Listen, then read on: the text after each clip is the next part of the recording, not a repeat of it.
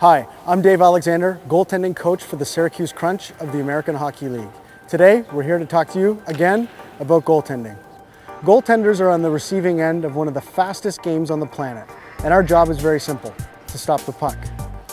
And to do so, many people assume we're protecting 24 square feet of net, a 6x4 frame. But the really good goaltenders understand the math and science behind the position.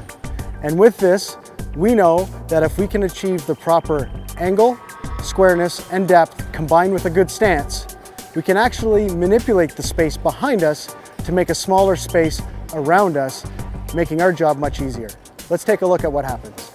So to understand this concept of having space behind us in relation to the space around us, I'm going to use these really long dog leashes that I bought in Sweden years ago, and I need a goaltender. So what we're going to do is we need to understand that the only time the space is 24 square feet is actually when the net is empty. Once we put a goaltender in there, everything changes. Ready to go? I told you these dog leashes were long. Okay, the first thing we're going to do is talk about the three parts of a goaltender's position. They are the angle, squareness, and depth. As we can see right now, if I was shooting the puck from this location on the blue line, our goaltender has none of those three. But what we're gonna do is ask our goaltender to get on angle first. So go ahead, move over on angle with this puck, please.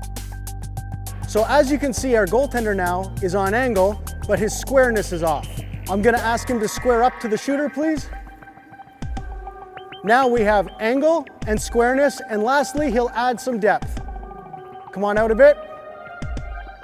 Perfect. Now our goaltender has the three elements of positioning required for this shot: the angle, squareness, and depth.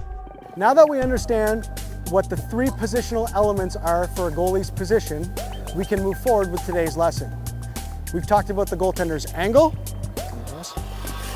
his squareness, and his depth. And once the goaltender has these positional elements in, he's ready to take a stance to help manipulate the space around him. Right now we have our goaltender in a basic stance. Let's drop him into a butterfly stance. Now that we have the goaltender's position combined with the stance, we're less worried about the net behind him and more concerned about the new space that he has created around him. And we're going to take a look at what this means now. Our goaltender has created a much smaller area to protect. We can use these dog leashes as our new crossbar. So, if I lie my stick across these leashes, we begin to learn that the crossbar is now, in effect, much lower than the one behind him. If the shooter were to shoot from the bottom hash mark where the puck is located right now, and it goes anywhere above our crunch logo, that puck is actually going to go above the net. Now to think about this concept with our last lesson in goaltending, I'm 5'7". The camera is currently sitting at 5'7" as well. Look at how much net you might see as a shooter at 5'7" compared to the reality of what the puck sees. So he has created a much smaller space vertically around him. But also, we're going to push new posts into play, and these posts will illustrate how much more narrow it is because of this positioning and stance.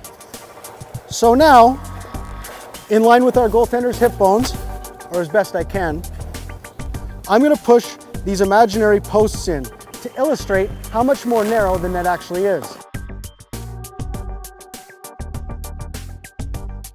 So now that we see what the shooter might see from his vantage point or lens, let's drop our camera lens down to ice level to see what's actually happening with the space around our goalie.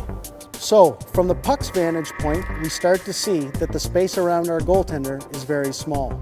And again, this is all due to his positioning and stance that he has chosen.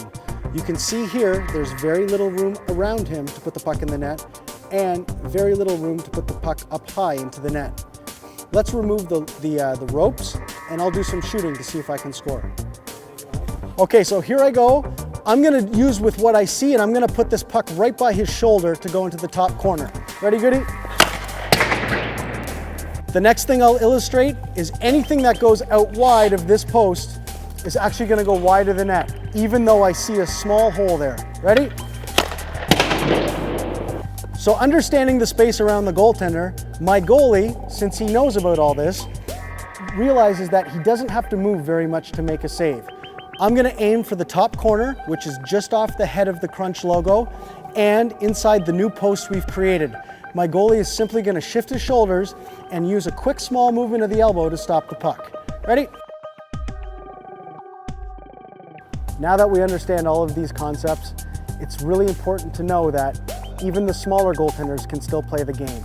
The trend is moving towards big goaltenders across all levels of hockey. But as a goaltender, if you can understand and really hone those positional elements of your game combined with great skating, you can create a space around you that is very small to play in. And that's why even small goaltenders today can still play the game as well. So as you can see from this simple demonstration, once a goaltender takes his position and his stance, he learns to manipulate the space around him to make his life easier. That's why some of the game's best goaltenders look like they're barely moving. It's because they understand this concept, like our goaltender here. All right, we're done for the day. That's enough.